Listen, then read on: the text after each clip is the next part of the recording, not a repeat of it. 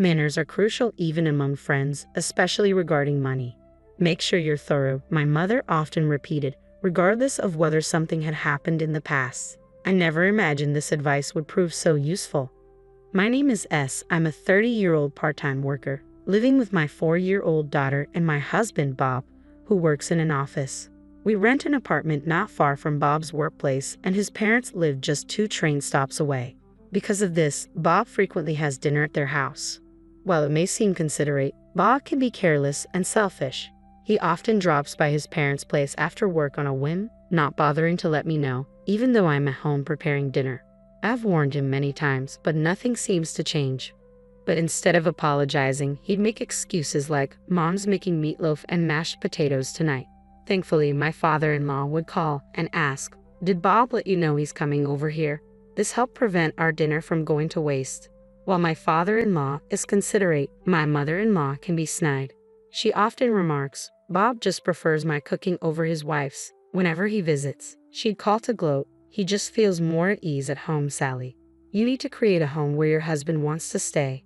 She'd assert her superiority as a woman and a mother, belittling me in the process. She'd even barge into our apartment unannounced, criticizing, "Bob can't relax with this kind of cleaning. And what's this in the fridge?" She'd nitpick my housekeeping and rummage through our fridge, never missing the chance to undermine me. She would even throw out my cooking, saying, "How dare you serve such a terrible meal to Bob? Any wife who doesn't take care of food is the worst.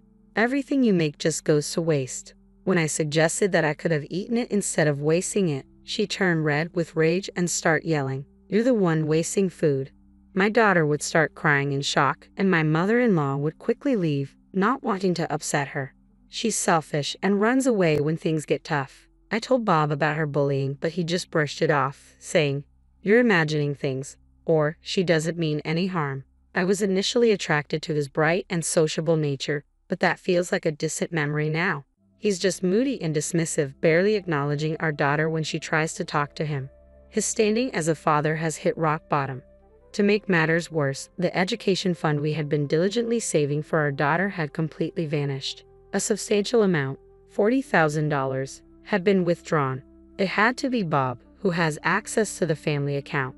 When I confronted him about the missing money, he nonchalantly replied, "Our daughter doesn't need the money right now. We can save up again when it's necessary." His cavalier attitude snapped something in me. "Don't joke around.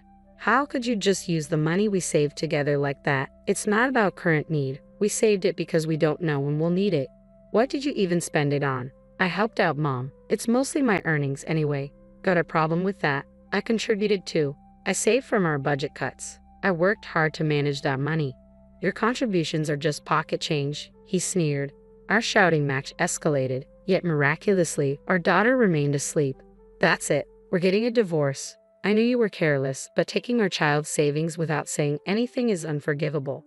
"Go ahead. You can't survive on a part-time salary," he retorted smugly. His words left me momentarily speechless. Satisfied with having silenced me, he added, "I'm always ready for a divorce," before retreating to his room. Though my fists clenched in frustration, I knew I wasn't going to just cry myself to sleep. Determined, I started preparing for the divorce. I heard my wife talking on the phone with Bob this morning. My father-in-law messaged me the following Friday. It seemed my mother-in-law had invited my husband over for a special dinner that night. Since Bob hadn't mentioned anything, he was probably planning to go without telling me, as usual. Ever since I declared my intention to divorce and was belittled for my part-time job, Bob's attitude has shifted to one of outright disdain. He'd say things like, "I don't need to care for a dependent like you," while scattering the laundry around and neglecting to clean the room. His nitpicking, "You call this cleaning?" echoed his mother's criticism. Seeing the call from my father-in-law as the perfect opportunity, I decided it was time to put my plan into action. I timed my visit to my in-laws' house to coincide with Bob's return from work. It appeared my father-in-law hadn't arrived home yet. Bob and my mother-in-law were clearly taken aback to see me, but she quickly scoffed, "Oh, you came to mooch off the sushi dinner. How despicable. You don't deserve it," she spat venomously. It was clear they had no intention of letting me inside. Despite the wooden front door of their detached house not being very soundproof, their loud voices carried outside. As always, they were oblivious to the impact of their selfishness on those around them. I haven't received any message about dinner. All your father told me was that you were visiting your parents' house. I said, are you being sarcastic because I didn't inform you? Do I need to report every move to a mere housemaid? Talking to my dad behind my back as a wife? That's just creepy, he retorted. He seemed absorbed in his own harsh words while my mother-in-law smirked in the background. I shot back, the creepy one is you, which wiped the smirk off her face. What did you say? She demanded. It's disgusting how you misinterpret your father's kindness. You're a lousy husband who can't communicate. Can't you see he's just trying to be considerate? Bob seemed to realize his lack of communication was part of the problem. My husband bit his lip and fell silent. Then you should have declined. You're causing trouble for Dad and being so brazen. My mother-in-law defended him, her words as hollow as ever. Please, keep barking over there. I didn't come here to argue with you. Let's get straight to the point. I want a divorce. What? Are you serious? Bob's eyes widened in genuine shock. You think you can manage on a part-time salary? And by the way, I'm not giving you our granddaughter. You can't raise her. Go apologize to Mom. I addressed the shouting pair calmly. Starting next month, I'll be working full-time. I'm currently part-time in medical administration, the same place where I worked full-time before we got married. When I mentioned my thoughts about divorce to my colleagues, they suggested that I return to full-time work. The kindergarten my daughter attends is conveniently close to my workplace, allowing me to pick her up during my breaks, and she can stay at the workplace daycare until the end of my shift. They advise, there's no way you can raise her on your own. My mother-in-law added, anticipating you'd say that, I've already arranged to live with my parents. They're taking care of my daughter today. Unlike a certain husband who just dismisses his daughter, they shower her with love and attention. What? My mother-in-law turned to Bob, who awkwardly looked away. Don't joke around. This is unacceptable. Her trembling voice revealed her agitation. A father who secretly uses the education fund is nothing but harmful, I declared firmly. At that moment, the front door opened, and my father-in-law stepped in, saying, sorry for interrupting. Could I hear more about this? It seemed he had been listening from the entrance. You use the education fund? What do you mean, Bob? It's not like that. Mom asked me to help with renovation costs, so I supported her. Renovation costs? My father-in-law looked just as confused and turned to my mother-in-law for a detailed explanation. Bob suggested we move in together. It would be more economical than continuing to pay rent, and if we're going to live together, renovations are necessary, right? That's where the money went. I felt overwhelmed by the new revelations. Moving in together? I haven't heard a word about that. And what about the education fund? Sally, could you explain? I detailed to my father-in-law how Bob had withdrawn the money and informed him that we were getting a divorce. Then you should just leave. Leave the granddaughter here. I'll take care of her, my mother-in-law insisted, her voice trembling. No, this was a decision made by my husband. I can't break a promise made between spouses. I don't recall agreeing to that, I thought to myself as I pulled out a file from my bag and showed it to them. This is the pledge we made regarding the education fund. Given Bob's carelessness, I documented our agreement just in case.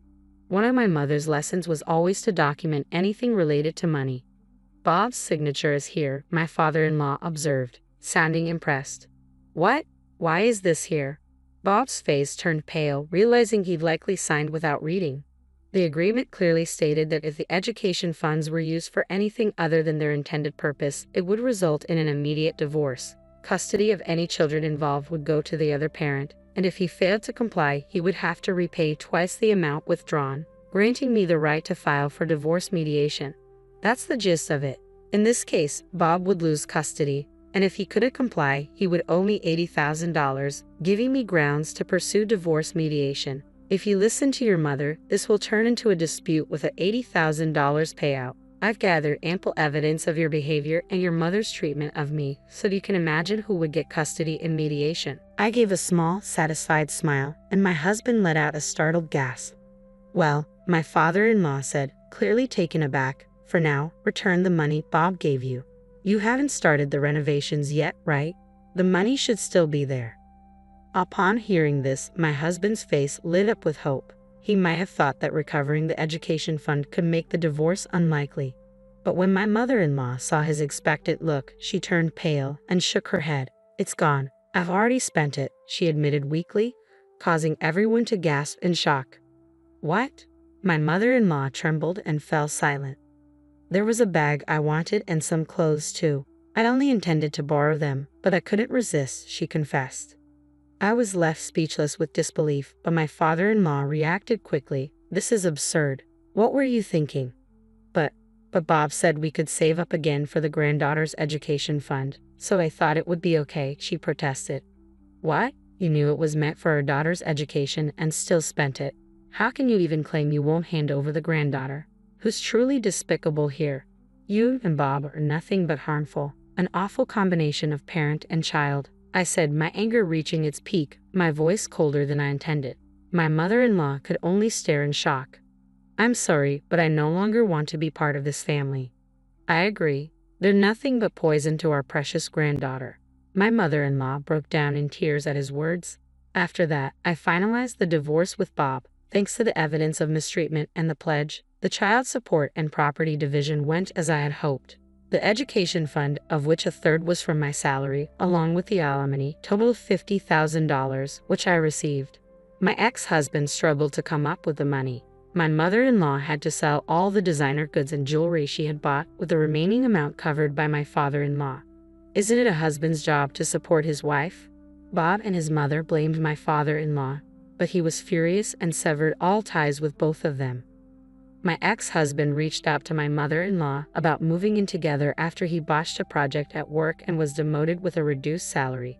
They could no longer afford their apartment rent and had to downsize to a small place. To raise the necessary funds, they had to cancel their life insurance policies. By combining the payoffs from each policy, they managed to scrape together the repayment amount. When he reported that the payment was complete and shared his struggles, I merely responded with an indifferent "oh" and let it go. Frustrated, he shouted over the phone, "Don't you have any words of gratitude?" "No, I don't. I have grievances of my own. Why not add that to the bill and charge you?" I suggested, and he fell silent. I then hung up and changed my contact information. That was the last time he reached out to me. Apparently, my mother-in-law later approached my father-in-law, seeking reconciliation. He clearly refused, and from what he heard, their situation was dire.